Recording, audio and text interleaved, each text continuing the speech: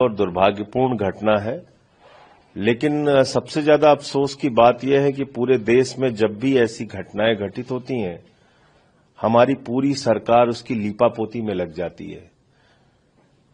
इस पूरे मामले में आप देखिए, रेल मंत्री जी घटना के बाद भी कुछ मानने के लिए तैयार नहीं थे।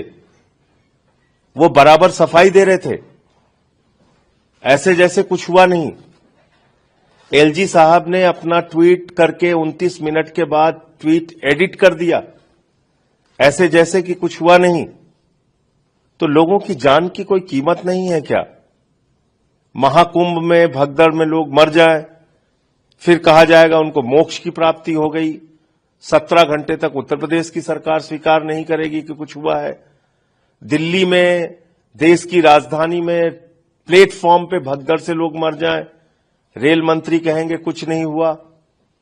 हजारों की संख्या में वहां भीड़ दिख रही है, उसको नियंत्रित करने के लिए कोई रेलवे का प्रशासन नहीं है, और पूरे मामले पे लीपापोती शुरू। ये बहुत दुर्भाग्यपूर्ण है।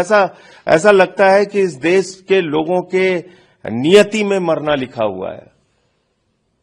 कभी आपको नोटबंदी के बाद लाइनों में खड़े होकर मरना है, कभी कोरोना की महामारी में मरना है, कभी पटरियों पे चलते हुए थक के सो जाए तो आपको मरना है, कभी फ्लाईओवर के गिरने से मरना है, कभी पुल के टूटने से मरना है, कभी रोजगार मांगने पे पुलिस की लाठी से मरना है, कभी फसल का दाम मांगने पर मरना है, कभी कुंभ के मेले में मरना है, कभी प्लेटफॉर्म पे मरना है।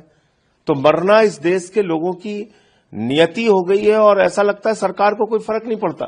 नॉर्दर्न रेलवे के सीपीआरओ का बयान, आप देखिए 2014 के बाद कोई भी घटना इस देश में होती है, ऐसा लगता है कुछ नहीं हुआ, लोग ही जिम्मेदार हैं इसके लिए, क्योंकि लोगों ने तो भगवान को चुन लिया है और भगवान की आलोचना होती नहीं।